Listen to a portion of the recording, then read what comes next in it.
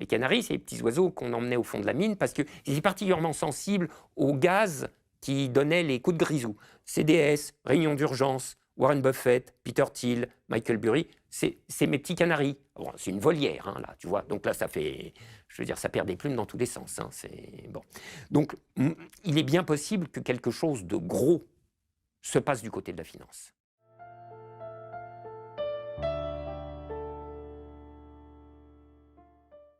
Le problème principal des IA, c'est que leurs prédispositions psychologiques sont problématiques. Et je vais expliquer ce que je veux dire. Dans notre cognition, ça fait très très longtemps qu'on côtoie d'autres humains. On est habitué à fonctionner les uns avec les autres.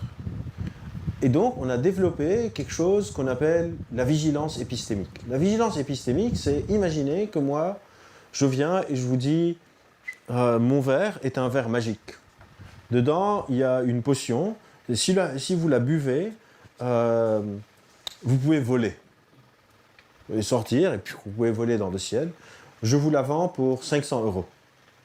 Vous allez me dire bah, tu te fous un peu de notre gueule et on n'est pas intéressé, non merci. Vous avez développé ce qu'on appelle une vigilance épistémique. On est habitué à douter les uns des autres parce qu'on sait qu'on peut se mentir.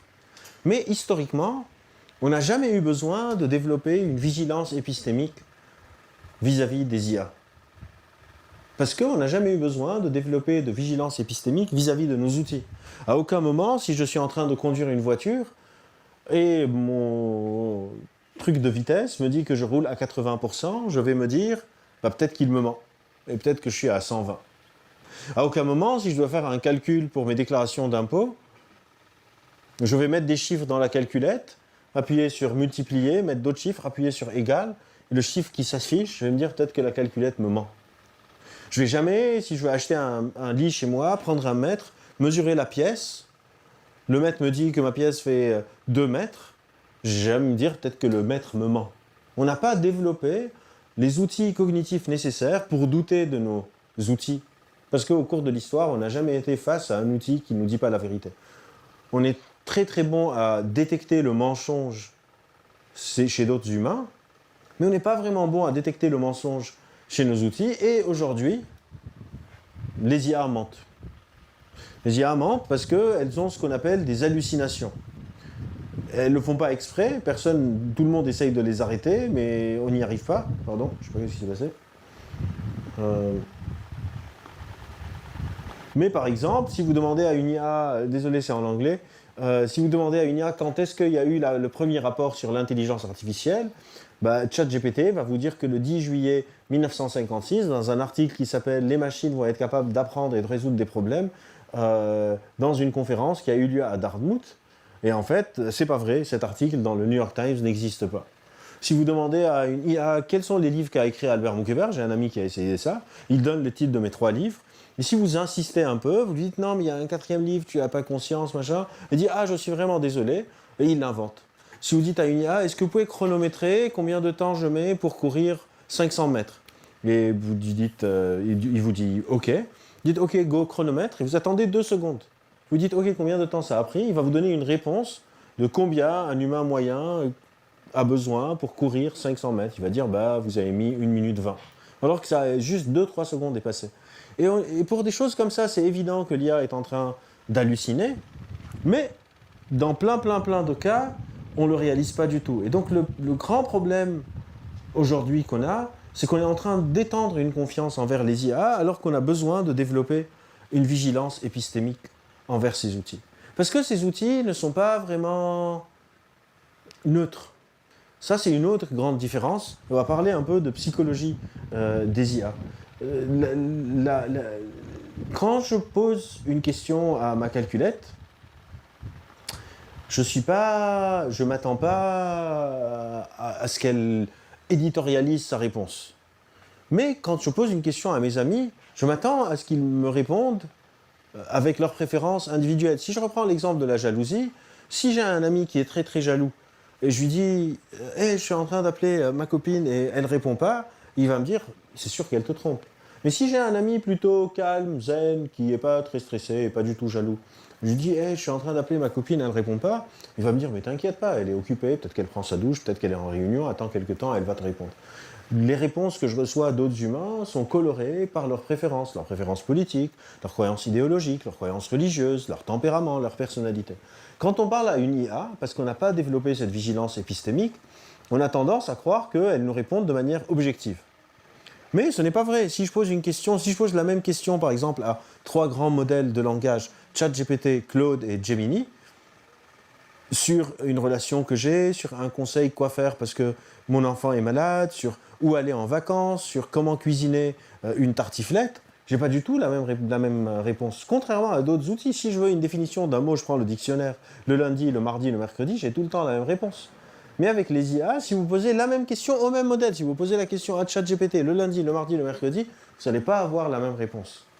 Et donc il y a aujourd'hui toute une discipline de psychologues qui s'intéresse à la psychologie des IA. Comme qui est-ce que les IA répondent? Est-ce qu'il y a une différence de tempérament entre ChatGPT? Est-ce que Claude est plutôt précautionneux? Est-ce que Gemini est plutôt radin? Parce que beaucoup de gens sont en train de discuter avec ces IA comme on discuterait avec des amis. Pas tout le monde est en train de les utiliser comme outil de recherche. Parfois, on se sent seul. On se dit, je vais parler avec ChatGPT, mon pote, parce que j'ai plus envie de saouler mes amis avec ces trucs. Et on n'a pas conscience que ces réponses sont en train d'être éditorialisées. Il parle de l'IA, mais certains observateurs estiment qu'il y a aussi peut-être une bulle financière de l'IA. Oui, il y a un problème avec l'IA. Il y a un problème avec l'IA qui n'est pas seulement une bulle de valorisation boursière présente ou à venir, comme on en parlait au début de la conversation. C'est une bulle qui porte sur le financement de l'IA. Le financement, et essentiellement le financement par la dette. Pas seulement par la dette, mais pour l'essentiel par la dette. C'est qu'il faut bien voir les sommes astronomiques quand même qui sont investies dans le secteur de l'intelligence artificielle. Là aussi, le ticket d'entrée, c'est le trillion de dollars. C'est une note de Morgan Stanley, je crois, qui a évalué la dépense d'investissement des divers acteurs de l'intelligence artificielle sur la période 2025-2029 à 3 trillions de dollars, à 3 000 milliards de dollars d'investissement. Alors, la question, évidemment, comme toujours, c'est les 3 trillions de dollars, d'où vont-ils sortir? Alors, ils sortent de différents procédés. Le premier, c'est les tours de table. J'en parle parce qu'il y a eu, il n'y a pas longtemps, à la toute fin du mois de mars, OpenAI a parachevé un tour de table hors norme, d'un montant de plus de 120 milliards de dollars. Alors c'est très intéressant de s'intéresser à ce tour de table parce que ça fait saisir l'une des caractéristiques du processus de développement du secteur de l'intelligence artificielle. Le tour de table de 122 milliards de dollars a été souscrit pour 50 milliards par Amazon.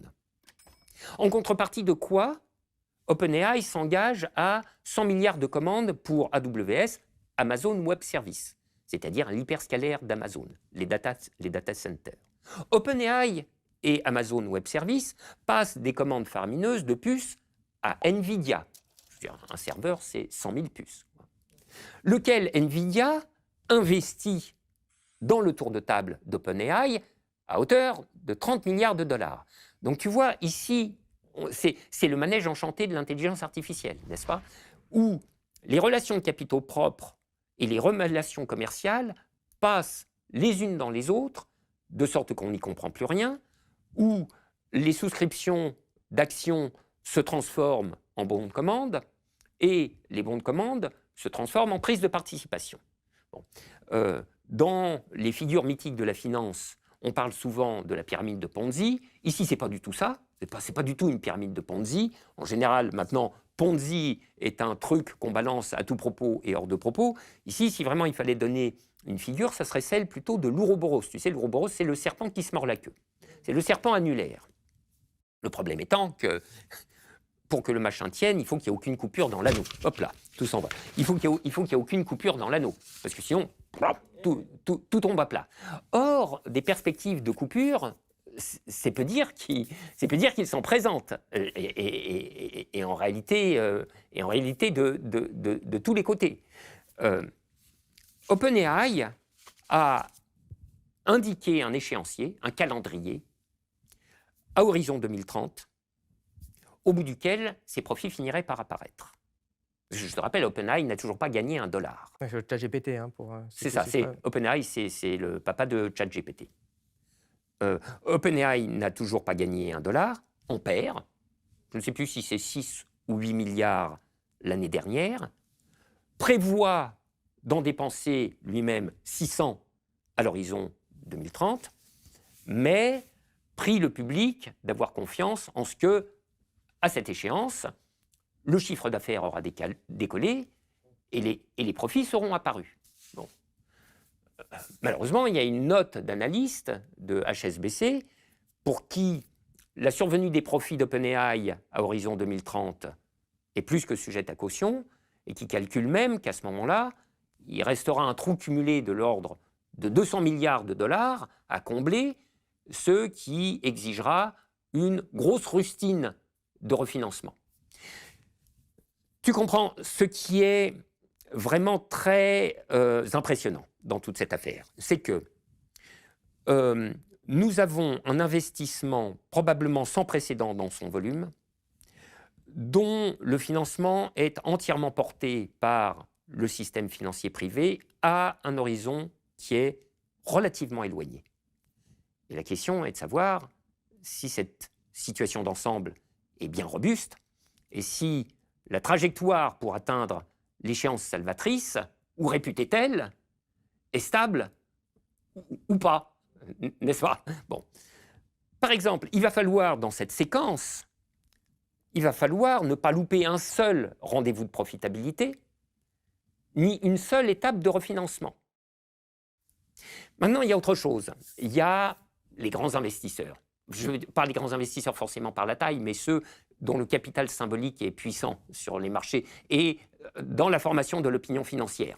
Puisqu'à la fin des fins, tu sais, tout ça, c'est aussi des questions d'opinion et de croyances collectives. Warren Buffett, par exemple. Warren Buffett, ça fait 18 mois que, méthodiquement, il a liquidé toutes les positions de son fonds. Il est intégralement revenu au cash.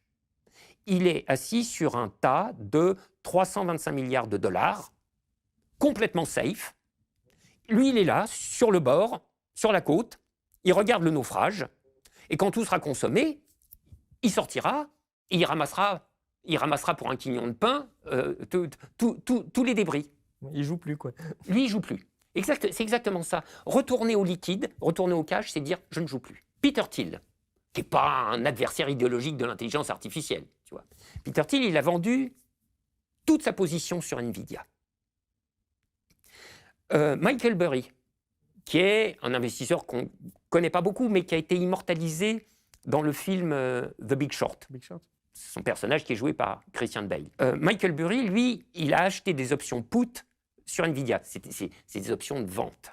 Pareil, pour parier que ça va se casser la gueule, en fait. Pour parier que ça va se casser la gueule. Donc, par ces options put, il est en train de shorter Nvidia, dont il se confirme ici, ou dont il s'indique ici plutôt, qu'en réalité, Nvidia est le cœur du manège enchanté de l'intelligence artificielle. C'en est simultanément le point fort et le point de très grande faiblesse. Hein. Donc, il faudra suivre ce qui se passe sur Nvidia. Cette fabricant de puces, voilà. dans la valeur a explosé d'une façon c'est complètement l'une des délirante. plus grosses capitalisations boursières de l'histoire de la bourse. Donc, si tu veux, c'est l'équivalent des canaris au fond de la mine, tout ça. Tu sais, les canaris, c'est les petits oiseaux qu'on emmenait au fond de la mine parce qu'ils étaient particulièrement sensibles au gaz qui donnait les coups de grisou. Donc, quand le canari commençait à être un peu comme ça, les mineurs savaient qu'il fallait se barrer dardard. Bon, voilà. Moi, tu vois, CDS, Réunion d'urgence, Warren Buffett, Peter Thiel, Michael Burry, c'est mes petits canaris. Bon, c'est une volière, hein, là, tu vois. Donc là, ça fait, je veux dire, ça perd des plumes dans tous les sens. Hein, bon. Donc, il est bien possible que quelque chose de gros se passe du côté de la finance.